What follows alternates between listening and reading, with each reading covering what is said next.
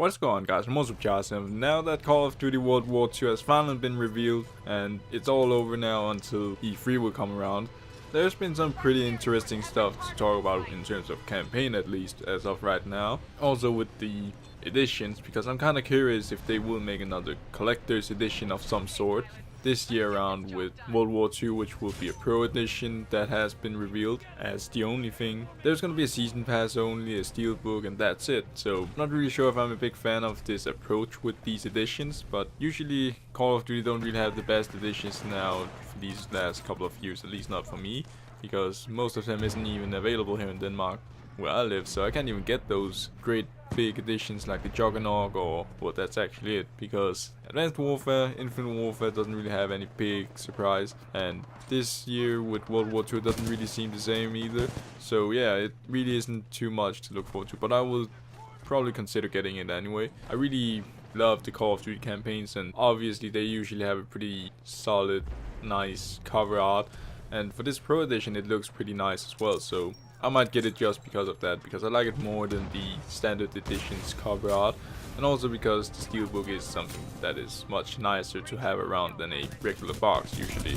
And then there's also the season pass, which is obviously something that I always consider with Call of Duty, even though I'm not really sure if it's worth it this time around, since Infinite Warfare kinda is worth it, but at the same time I don't really play it too much, and it's only when the map packs are new.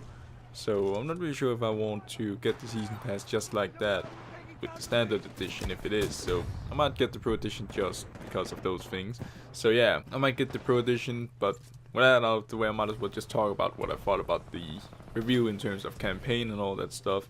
So campaign wise, the game is really looking interesting.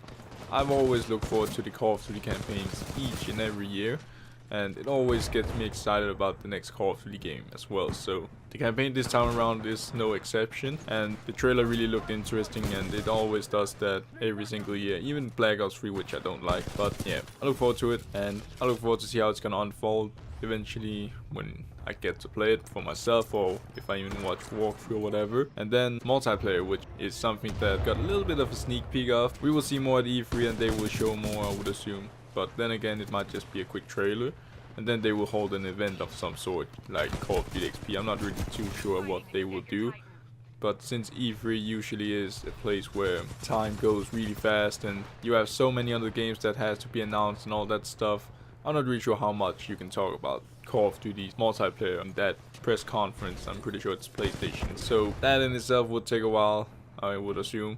But we will at least get some more info at the E3 event in June, so I look forward to that. And then the zombies is also coming, and I don't really know if I'm a big fan of it, because I never really was a big zombies fan in general. I only like Black Ops 3's zombies because of the giant, the couch co-op experience obviously, because I only played it with crops, split screen, and also the fact that you could level up and all that stuff for your guns, that kept me going. So yeah, it's not because I really like the other maps and all those other things. I haven't even played Infinite Warfare zombies, for example, or Black Ops 1s or 2s that much. World of War I haven't even touched, so I'm not a big fan of it. I like Spec Ops more, so I would actually hope that they would have bring some sort of a Spec Ops mode, but apparently there's not gonna be anyone for this year. That's too bad, for me at least. So it will just mean that I will have a hard time getting that platinum trophy, or if I will even get it, because I'm not a huge zombies fan. So with that out of the way, I still look forward to see what that story is going to be about though. And then I will quickly go back a little bit to the multiplayer, because they did show a little bit of a sneak peek with some different game modes. I think one of them was called War, which I don't really remember what was about, to be honest. Some sort of objective thing where you had to capture and stuff like that, I would assume. Maybe it might be like Medal of Honor Warfighter or Medal of Honor's hotspot game mode, I don't know. But the main thing that I thought was interesting was the fact that they had introduced this headquarters thing, which isn't well, it's not the game mode, but it is I guess a social area in the game where you can actually meet up to 48 or 47 other players, I would assume, because I did see rumors saying that it was 48 players in total, and with you as one of them, I would assume it's 47 others. So that is something I look forward to see how it's gonna turn out. It really looks like PlayStation Home, or it's actually something that you can also see in Dragon Ball Xenoverse. And when you go online there, I mean, I will meet all kinds of other random people's customized characters as well there. And I think it's kind of the same thing where you can chat with them, where you can join their squad or whatever you can call it, party, and battle it out together, socialize, I guess, do all kinds of things. So point is, it just really reminds me of Dragon Ball Xenoverse 1 and 2's online integration with this big area where you can meet other people. So that's pretty exciting, and I look forward to see how that's gonna turn out. Apparently, if you unlock trophies and all that stuff, it's gonna matter in that way you can actually show yourself off and really show that you complete these things and all that stuff. So that's pretty exciting, I guess. And then last but not least, with the news that I've seen today as well, is actually that really quickly with the campaign, you cannot regenerate health for some reason in the campaign, which is gonna be hard for me, because the reason why I did really enjoy the normal Counter-Strike and Rainbow Six Siege that much is actually because there is no health regeneration, and I'm not really used to that kind of thing. So usually I'm not a big fan of it, but at the same time it makes sense, I guess. They want to make it realistic with that thing. So yeah, you have to actually get a teammate to help you out in the campaign story and give you some health, or ask them for ammo or whatever, and they can even die, so you might be limited there as well in terms of health or ammo.